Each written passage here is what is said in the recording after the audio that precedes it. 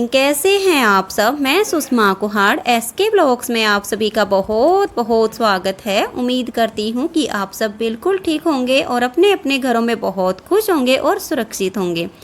तो फ्रेंड्स, ये सुबह 6:45 बजे का टाइम है और मैं यहाँ पर कपड़े प्रेस कर रही हूँ क्योंकि आज मैं सुबह थोड़ा सा जल्दी उठ गई थी। तो गर्म पानी पीने के बाद मैं कपड़े प्रेस करने लग गई थी क्योंकि ये भी पार्क में घूमने के लिए गए हुए हैं। अनुज अभी सो रहा है और विशाल अभी थोड़ी देर पहले उठा था, तो इतनी जल्दी वो भी कुछ भी नहीं खाए पिएगा। तो मैंने सोचा कि आज घर का काम शुरू करने से पहले ये कपड़े ही प्रेस कर लेती हूँ क्योंकि ये कपड़े मैंने परसों धोए थे और कल इन पर प्रेस करनी थी। तो कल मुझे सारा दिन टाइम ही नहीं मिला था, तो आज मैंने सोचा कि सबसे पहले मैं इसी काम को कर लेती हूँ और फिर अपने घर के काम की स्टार्टिंग करूँगी। तो फ्रेंड्स, ये अभी मैं कपड़े प्रेस कर लेती हूँ और उसके बाद मैं झाड़ू लगाऊंगी। तो फ्रेंड्स, ये कपड़े प्रेस करने के बाद अब मैंने अपना साफ़ सफाई का काम शुरू कर दिया है और आज मैं सिर्फ झाड़ू लगाऊंगी, पोछा नहीं लगाऊंगी। पोछा मैं कल लगाऊंगी क्योंकि एक तो आज मेरी थोड़ी सी तबीयत ढीली है और काम भी बहुत ज़्यादा करने हैं, तो आज पोछा नहीं लगाऊंगी। तो अभी फटाफट मैं अपना झाड़ू लगाने का, साफ़ सफाई का काम कर लेती हूँ।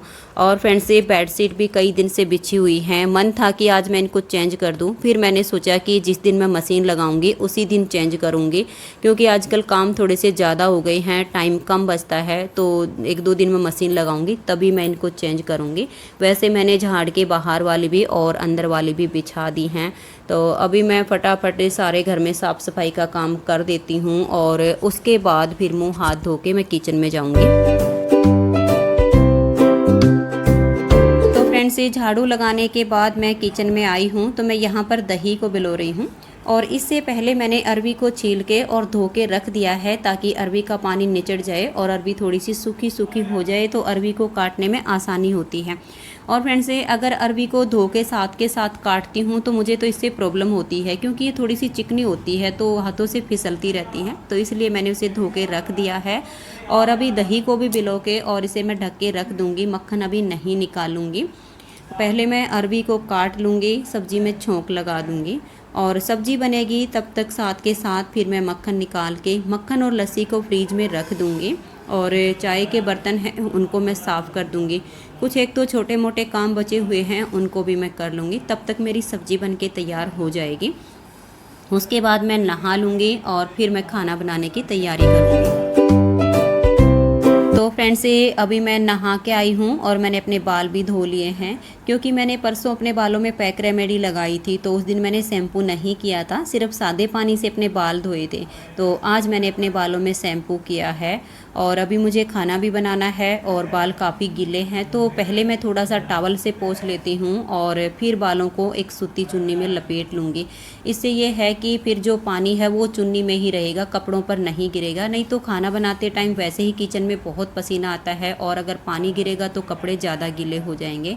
तो चलिए अभी किचन में चलती हूँ और खाना बनाऊँगी। फ्रेंड्स, किचन में आने के बाद मैंने आटा लगा लिया है क्योंकि आटा मैंने नहाने से पहले नहीं लगाया था, अभी लगाया है क्योंकि फ्रेंड्स श्राद्ध लगे हुए हैं। तो जब श्राद्ध लगते हैं तो मैं यही कोशिश करती हूँ कि नहा के गाय की रोटी निकाल दूँ और आटा भी मैं नहा कर ही लगाऊँ। तो मैंने अभी आटा लगा के और रोटी बनानी शुरू कर दी हैं। तो सबसे पहले वाली 2 रोटी गाय माता की मीठा रख के निकाल दूँगी। और वैसे तो मेरी हैबिट बनी हुई है कि मैं 12 मास 12 महीने 2 रोटी गाय माता की ज़रूर निकालती हूँ और श्राद्ध होता है तो भी 2 रोटी निकालती हूँ, नहीं होता है तो भी निकालती हूँ। लेकिन ये होता है कि अगर किसी दिन श्राद्ध होता है तो उस दिन मैं साथ में खीर बना देती हूँ और फिर मैं गाय की रोटी निकालती हूँ।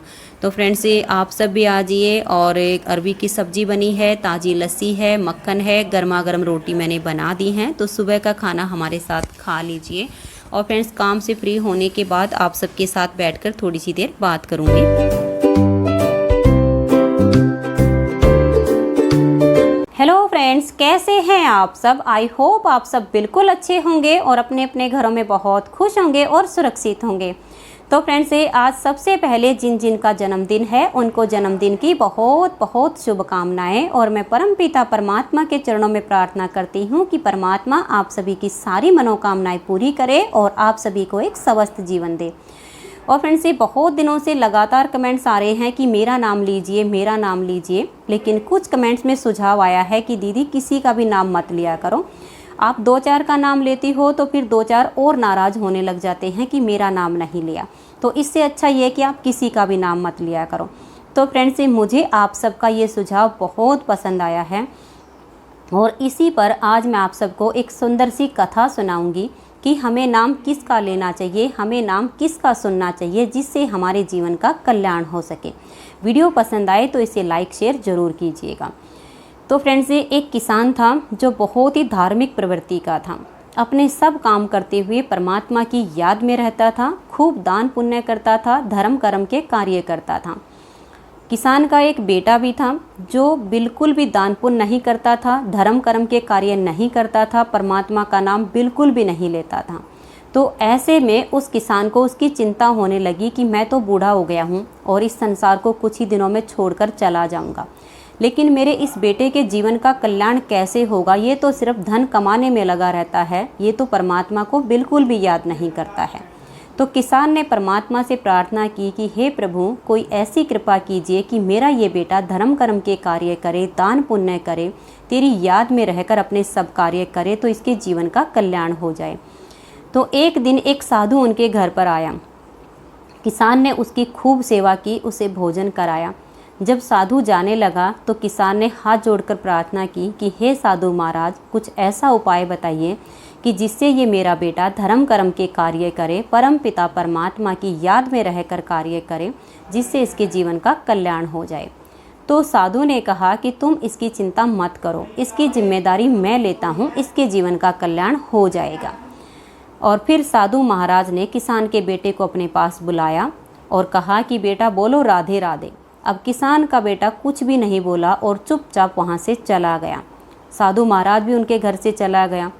फिर साधु महाराज हर रोज़ उनके घर आने लगा और साधु महाराज किसान के बेटे को अपने पास बिठाता और कहता कि बोलो राधे राधे। लेकिन इतना सुनते ही किसान का बेटा उठ के चल पड़ता और कुछ भी नहीं बोलता। अब साधु ने ये एक नियम बना लिया था, वो हर रोज़ आता, किसान के बेटे को बुलाता और उससे कहता कि बोलो राधे राधे, और किसान का बेटा भी कुछ नहीं बोलता और चुपचाप वहाँ से चला जाता। अब रोज़ साधु आता और यही बुलवाता, किसान का बेटा नहीं बोलता। तो एक दिन किसान के बेटे को बहुत गुस्सा आया कि ये साधु तो हर रोज़ आने लग गया है और हर रोज़ एक ही बात बोलता रहता है। तो उस दिन जब साधु आया और उसने कहा कि बोलो राधे राधे, तो किसान के बेटे ने गुस्से में होकर कहा कि नहीं बोलूँगा राधे राधे। साधु महाराज ने फिर से कहा कि बोलो राधे राधे। किसान के बेटे ने फिर से कहा कि मैं नहीं बोलूँगा राधे राधे। साधु महाराज ने फिर से कहा कि एक बार फिर से बोलो राधे राधे। अब इतना सुनते ही वो फिर से गुस्से में होकर बोला कि मैं बिल्कुल भी नहीं बोलूँगा राधे राधे। इतना सुनते ही साधु महाराज ने कहा कि आज के बाद अब मैं नहीं आऊँगा, तुम्हारे जीवन का कल्याण हो गया है, जो मुझे करना था वो मैंने कर दिया है। यही 3 बार जो तुमने राधे शब्द पुकारा है, यही राधे राधे तुम्हारे जीवन का कल्याण कर देगा। और साधु महाराज वहाँ से चला गया। किसान भी बूढ़ा होकर संसार को छोड़ के चला गया और किसान का जो बेटा था वो भी बूढ़ा हो गया और एक दिन उसकी मृत्यु हो गई। यम के दूत उसे लेने के लिए आए, क्योंकि फ्रेंड्स जो लोग परमात्मा की भक्ति करते हैं, परमार्थ के रास्ते पर चलते हैं, दान पुण्य करते हैं, अच्छे कर्म करते हैं, उन्हें देवदूत लेने के लिए आते हैं। लेकिन जो लोग अपने जीवन में सिर्फ धन कमाने में लगे रहते हैं, कोई अच्छा कार्य नहीं करते हैं, दान पुण्य नहीं करते हैं, परमात्मा की भक्ति नहीं करते हैं, उन्हें सिर्फ यम के दूत ही लेने के लिए आते हैं। अब यम के दूत उसे लेकर जब यमपुरी जाने लगे तो यमपुरी में अंदर प्रवेश करने से पहले ही यमराज ने कहा कि रुको, इसने 3 बार राधे राधे पुकारा था तो उसका इसे पुण्य मिलना चाहिए, उसका इसे फल मिलना चाहिए। तो राधे नाम की महिमा क्या है वो बताओ। तो यम के दूतों ने कहा कि हमें तो बिल्कुल भी नहीं पता है कि राधे नाम की महिमा क्या है। तो फ्रेंड्स अब यमराज भी जो है चिंता में पड़ गया कि मुझे भी नहीं पता है कि राधे नाम की महिमा क्या है।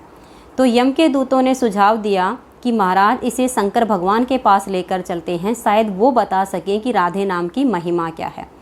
अब जो किसान के बेटे की पालकी थी पहले सिर्फ यमदूतों ने उठाई हुई थी, अब उसके एक कोने पर स्वयं यमराज लग गया और उसे लेकर शंकर भगवान के पास गई। अब शंकर भगवान ने देखा कि शायद कोई बड़ी पुण्यात्मा आ रही है जिसे यमराज लेकर स्वयं मेरे पास आ रही हैं। अब वहाँ जाकर यमराज ने शंकर भगवान की जय बोली और कहा कि भगवान हमारी मदद कीजिए। ये जो आत्मा है इसने 3 बार राधे राधे नाम पुकारा है, तो राधे नाम की महिमा क्या है और उसका फल क्या है आप हमें बताइए ताकि हम इसका निर्णय कर सकें। तो शंकर भगवान ने कहा कि राधे नाम की महिमा क्या है ये तो मैं भी नहीं बता सकता हूँ, और राधे नाम जपने का फल क्या है ये भी मैं नहीं बता सकता हूँ। शायद ब्रह्मदेव को पता होगा, तो चलिए इसे ब्रह्मदेव के पास लेकर चलते हैं। अब स्वयं शंकर भगवान उसकी पालकी के एक कोने पर लग गए और उसे ब्रह्मदेव के पास लेकर गए। और ब्रह्मदेव के पास जब गए तो ब्रह्मदेव ने देखा कि जिसकी पालकी में स्वयं शंकर भगवान लगे हों वो तो कोई बड़ी पुण्यात्मा हो सकती है। तो शंकर भगवान ने जाकर ब्रह्मदेव की जय बोली और कहा कि ब्रह्मदेव राधे नाम की महिमा क्या है और राधे नाम का फल क्या है वो बताइए। अब ये सुनकर तो ब्रह्मदेव भी चिंता में पड़ गए कि मुझे भी नहीं पता है कि राधे नाम की महिमा क्या है और राधे नाम जपने का फल क्या होता है ये तो मैं भी नहीं बता सकता हूँ। शायद लक्ष्मीपति स्वयं नारायण भगवान बता सकते हैं, तो चलिए इसे उन्हीं के पास लेकर चलते हैं। अब सिर्फ एक कोना खाली बचा था और उसमें लग गए स्वयं ब्रह्मदेव। और देखिए एक कोने पर लगे हैं यम के दूत, एक पर यमराज, एक पर स्वयं शंकर भगवान और चौथे कोने पर लगे हैं ब्रह्मदेव। और उसे लेकर के स्वयं लक्ष्मीपति नारायण भगवान के पास गए। अब नारायण भगवान देख के हंस रहे हैं, मुस्कुरा रहे हैं। उनके पास जाने के बाद ब्रह्मदेव ने प्रणाम किया, भगवान की जय बोली और कहा कि हे भगवान ये जो आत्मा है इसने 3 बार राधे राधे नाम पुकारा था, तो राधे नाम की महिमा क्या है, उसका फल क्या है। तो स्वयं नारायण भगवान अपने आसन से खड़े हो गए और कहा कि यही तो राधे नाम की महिमा है, यही तो राधे नाम का फल है कि जिसकी पालकी को स्वयं यमदूत, यमराज, शंकर भगवान और ब्रह्मदेव उठाकर मेरे चरणों तक ले आए, ये राधे नाम की महिमा है और यही राधे नाम का फल है। जो एक बार मेरे चरणों तक आ गया, जो एक बार मेरे यहाँ तक आ गया, वो वापस कभी भी यमपुरी में नहीं जाता है। इसने जो 3 बार राधे नाम का जाप किया था उसे इसका पुण्य मिल गया है कि आप सब इसकी पालकी को उठाकर मेरे चरणों तक ले आए हो। अब इस आत्मा का जन्म मरण से छुटकारा हो गया है, ये मेरे चरणों में ही लीन होकर रह जाएगा। तो फ्रेंड्स ये राधे नाम की महिमा क्या है आप सबको अब पता चल ही गया होगा कि हमें नाम किसका लेना चाहिए, हमें नाम किसका सुनना चाहिए जिससे हमारे इस जीवन का कल्याण हो सके। तो फ्रेंड्स हमें ये कभी नहीं करना चाहिए कि मेरा नाम लीजिए, मेरा नाम लीजिए। हमें परमपिता परमात्मा की याद में रहना चाहिए, राधे राधे नाम जपना चाहिए। क्योंकि मैं एक सत्संगी हूँ और राधा स्वामी का भी यही मतलब होता है कि राधा आत्मा और स्वामी परमात्मा, आत्मा को परमात्मा में लीन हो जाना, यही इसका एक मेन मकसद होता है। तो हमें बाकी सब कुछ छोड़कर परमपिता परमात्मा का ध्यान करना चाहिए। चाहे हम कुछ भी काम करते रहें, ध्यान हमारा भगवान में होना चाहिए, किसी और कार्य में नहीं, जिससे हमारे जीवन का कल्याण हो सके। तो फ्रेंड्स अगर आज की वीडियो पसंद आई हो तो वीडियो को लाइक कीजिए, अपने सभी फ्रेंड्स ग्रुप में से शेयर कीजिए। तो फ्रेंड्स आज की इस वीडियो में इतना ही, मिलते हैं नेक्स्ट वीडियो में। तब तक के लिए नमस्कार, बाय बाय।